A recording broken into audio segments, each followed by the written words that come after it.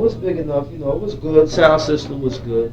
It pounded the place, and everybody got to dance. It was a sweatbox there too. It was like everywhere we went, it was a sweatbox. Wherever Herc was, it was a sweatbox. You know, he very rarely gave a party where it wasn't crowded. Right. I tell you the truth, I don't remember one party that he gave that was crowded, unless it was on a Sunday night and it was school the following night. I don't remember a party that he gave that was not crowded.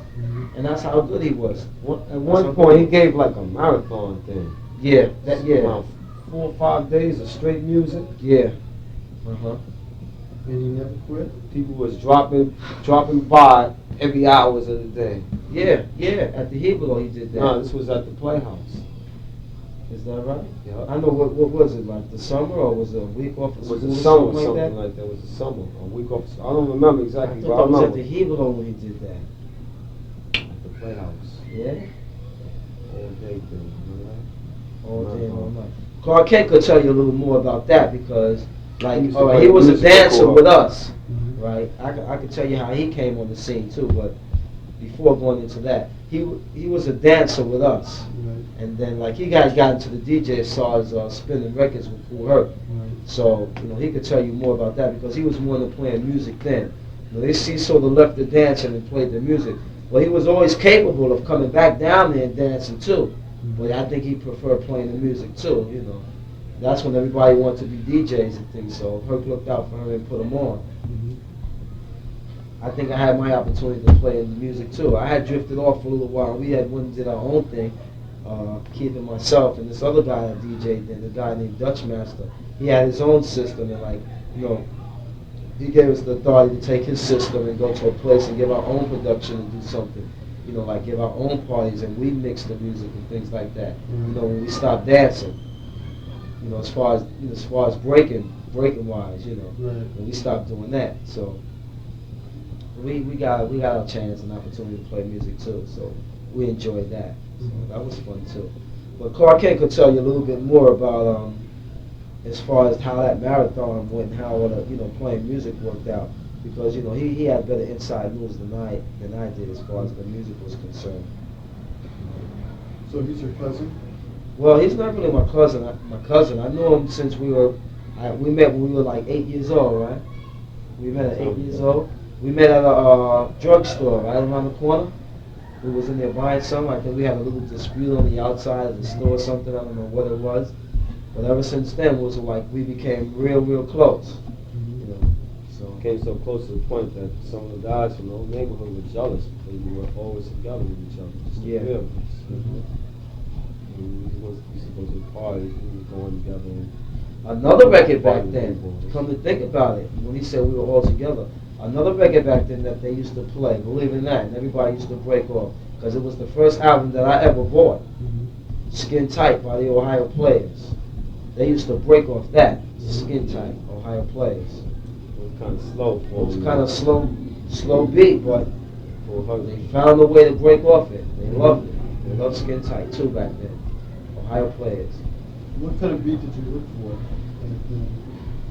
I looked for the up-tempo beat. Any record that had a beat that you could get into a groove. I really couldn't dance too tough on Skin Tight, but back then it was like the thing for them. They enjoyed it. They got in the groove and broke off it. So what we basically used to do, like most of the people that were breaking, used to dance off of records that had a break in it. They would usually warm up until the break part comes, and then when the break part came, they would let themselves go and go through their best moves. Do you understand it's like the salute? Dances like that, or like dances with a lot of hand moves and stuff. Oh, Cat, remember this? When Vanetta, we used to do all that crazy, we used to push them to do dance. Oh man, Wasn't there one with like a lot of hand moves and the one like that had a salute for them? Oh man, Cat, like this one. All of that crazy. Nah, but they used to mush people in the face and all of that, man. That was crazy. I don't know if that was the name of it. Well, like, okay, sometimes when people used to break, they kind of used to get physical and abuse one another. Like, they used to dance. What we used to call a mush was a person's dance, he'd take his hand and like mush in another person's face. Really? Yeah. And then what happens? Well, I don't know. I guess it was all dancing. Then, fighting then. Really? Then you'll be fighting. Was you fighting to the beat, or you Never. were just fighting? Nah, it's just Literally crazy. Fighting. People get. Fighting, definitely fighting.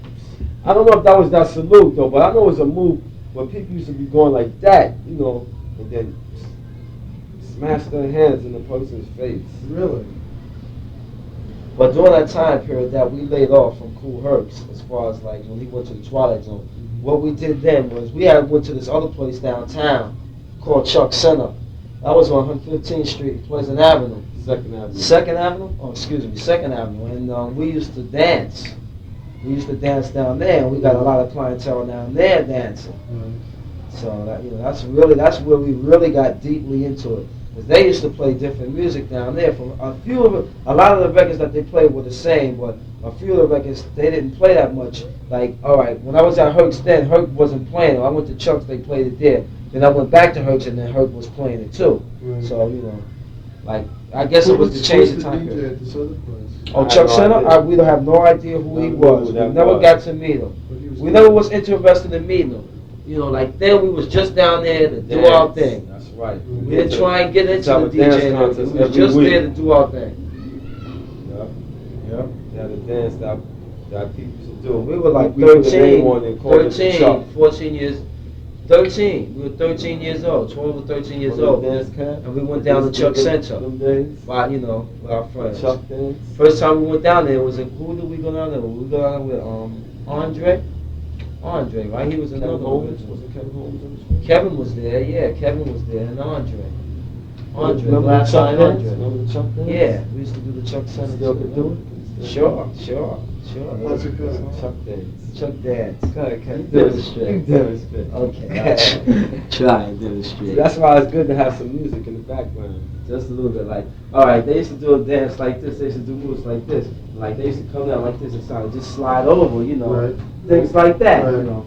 That type of move. They was doing things such as that, you know. It wasn't all about getting on the floor and spinning around and, you know, doing moves like, it was just basically just dancing, moving your body to the beat, you know, just doing moves, you know, things like that.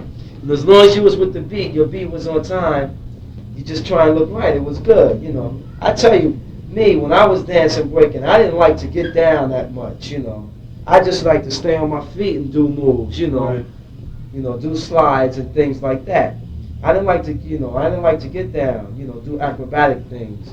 That wasn't me, you know. I prefer doing the things dancing. Not that I have anything against it, you know.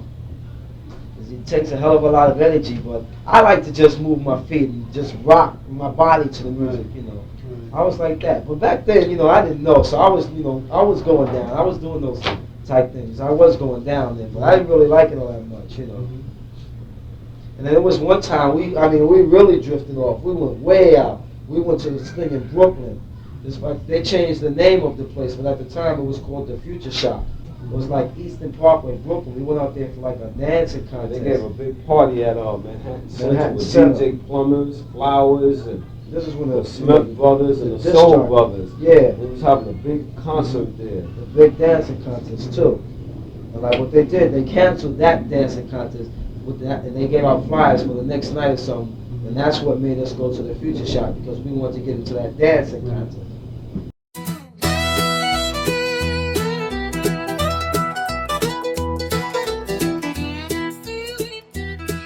The shadow